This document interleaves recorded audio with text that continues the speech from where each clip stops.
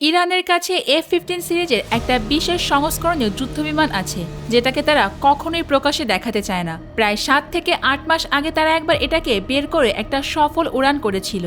আর সেই ঘটনার পর থেকে পুরো বিশ্ব কিছুটা সতর্ক হয়ে যায়। এরপর থেকে অনেক দেশই বুঝে গেছে ইরানের আকাশসীমায় যদি কোনো শত্রু যুদ্ধবিমান ঢুকে পড়ে তাহলে তার পরিণতি কি হতে পারে। কিন্তু মধ্যপ্রাচ্যের বর্তমান উত্তেজনাপূর্ণ পরিস্থিতির মধ্যেও ইরান তাদের অনেক আধুনিক যুদ্ধ সরঞ্জাম দেখালেও এই বিশেষ F সিরিজের বিমানটি এখনও প্রকাশ্যে আনেনি।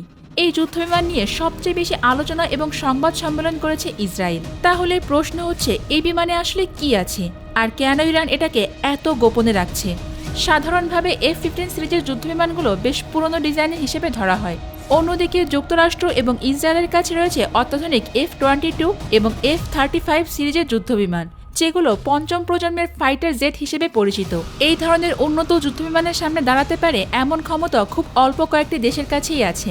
যেমন চীনের কাছে রয়েছে অত্যাধুনিক J-20 সিরিজের যুদ্ধবিমান। মজার বিষয় হলো, এই বিমানের ডিজাইন সাধারণ যুদ্ধবিমানের ডিজাইন থেকে একেবারেই আলাদা। আবার রাশিয়ার কাছে রয়েছে Su-57 সিরিজের যুদ্ধবিমান, যাকে অনেকেই আকাশের বাজ পাখি বলে থাকে। বিভিন্ন আন্তর্জাতিক প্রতিবেদনে বলা হয়েছে ইরানের এই বিশেষ যুদ্ধবিমানটি পঞ্চম প্রজন্মের না হলেও এটি চতুর্থ প্রজন্মের ফাইটার জেটগুলোর থেকেও উন্নত ক্ষমতা রাখে। ইরানের বেশ কিছু প্রতিবেদনে এই যুদ্ধবিমানটিকে পানাভিয়া জেট নামে উল্লেখ করা হয়েছে।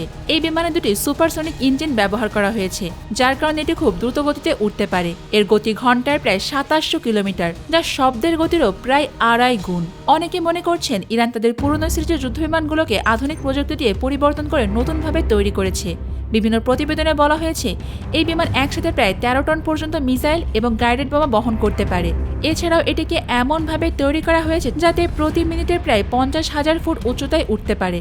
যদি সেকেন্ড হিসাবে হিসাব করা হয় তাহলে প্রতি সেকেন্ড প্রায় 250 মিটার উপরে উঠতে সক্ষম, যা শত্রুর ছোড়া মিসাইলকে এড়িয়ে যাওয়ার জন্য যথেষ্ট। ইরান তাদের পুরনো যুদ্ধবিমানকে আধুনিকভাবে পরিবর্তন করার ক্ষেত্রেও আগে সফল হয়েছে, এমন কিছু বেশ উদাহরণও রয়েছে।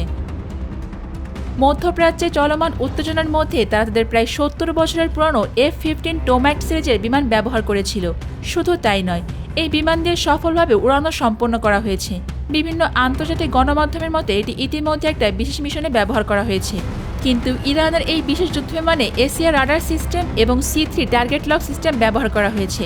এর ফলে এটি একসাথে 16টি লক্ষ্যবস্তু শনাক্ত করতে পারে এবং একই সময়ে 5টি টার্গেটে আক্রমণ চালাতেও সক্ষম। আরও বলা হয়েছে এটি ইরানের নিজস্ব স্যাটেলাইট নেটওয়ার্ক ব্যবহার করে পরিচালিত হয়, যার ফলে শত্রু দেশগুলো চাইলেও এর যোগাযোগ ব্যবস্থা সহজে বন্ধ বা জ্যাম করতে পারবে না।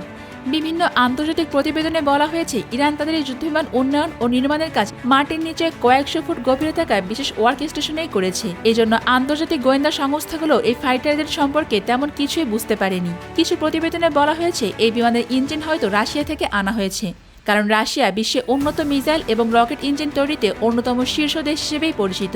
ইরানের IRGC কমান্ডার বলেছেন, মধ্যপ্রাচ্যে এখনও এমন কোনো পরিস্থিতি তৈরি হয়নি যেখানে এই যুদ্ধবিমান ব্যবহার করার প্রয়োজন পড়েছে। তার এই বক্তব্যের পর অনেকেই ধারণা করছেন এটি হয়তো অত্যন্ত উন্নত প্রযুক্তির একটা যুদ্ধবিমান। কেউ কেউ মনে করছেন এটি MiG-29-এর কাছাকাছি কোনো সংস্করণও হতে পারে। আর বিশ্বজুড়ে সবাই জানে MiG-29 ঠিক কতটা শক্তিশালী। এই বিমানকে ডগ ফাইটের রাজাও বলা হয়, কারণ এটি কাছাকাছি যুদ্ধের সময় খুব দ্রুত ঘুরে শত্রুকে আক্রমণ করতে পারে। তবে ইরান দাবি করছে এই যুদ্ধবিমান পুরোপুরি তাদের নিজেদের তৈরি। অন্যদিকে ইসরায়েল বলছে এর পেছনে রাশিয়ার গোপন সহযোগিতা থাকতে পারে এবং তারা এটাকে আন্তর্জাতিক আইনের লঙ্ঘন হিসেবেও দেখছে। অনেক বিশেষজ্ঞরা মনে করেন ইরান তাদের পুরনো প্রযুক্তিগুলোকে আধুনিকভাবে উন্নত করছে।